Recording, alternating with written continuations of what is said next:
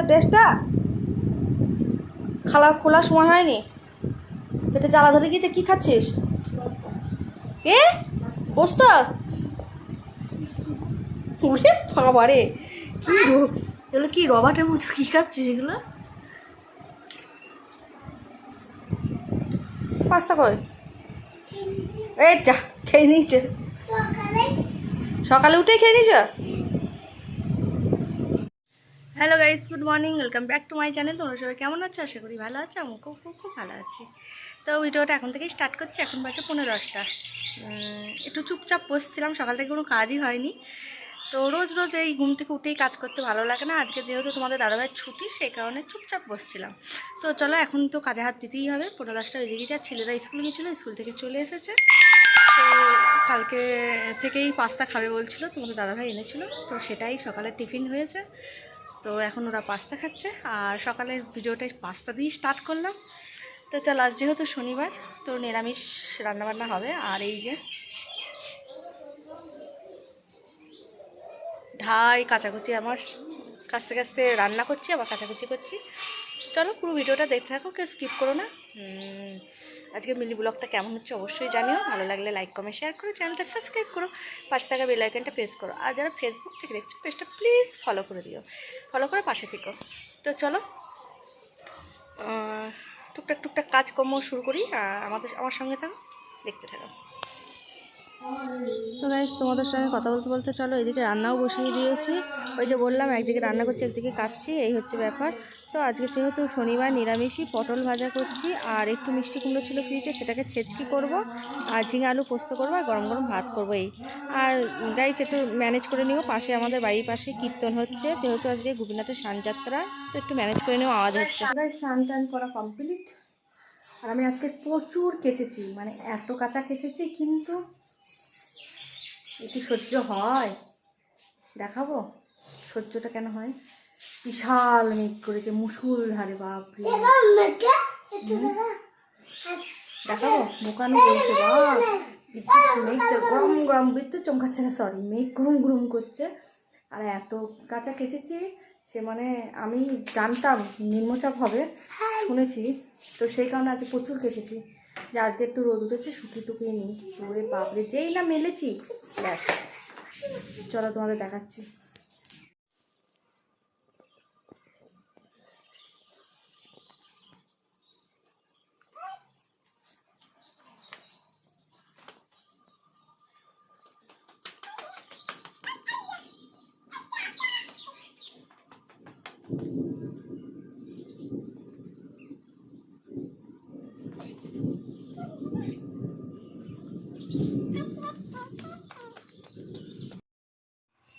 বুঝলে কেমন অবস্থা? দেখো, আজ নিশ্চয়ই পাচ্ছ গুরু।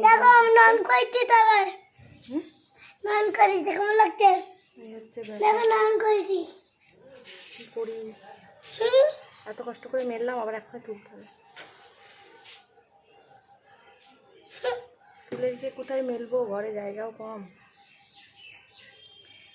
আর 1 ঘন্টা মতো একটু রোদ উঠলে ব্যাস আসিয়ে যেত। কি করা যাবে, যেটা হওয়ার হবে। চলো, আবার আসছি পরে। চলে এসছে, এই দেখো বৃষ্টি। আর আমার দেখো ঘরের অবস্থা, দেখেছো? সব টাঙিয়ে দিয়েছি।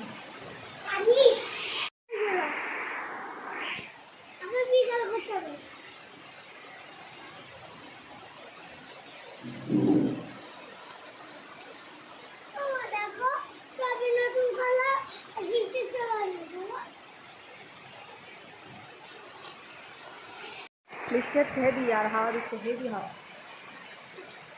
বৃষ্টিতে ভিজবো তো।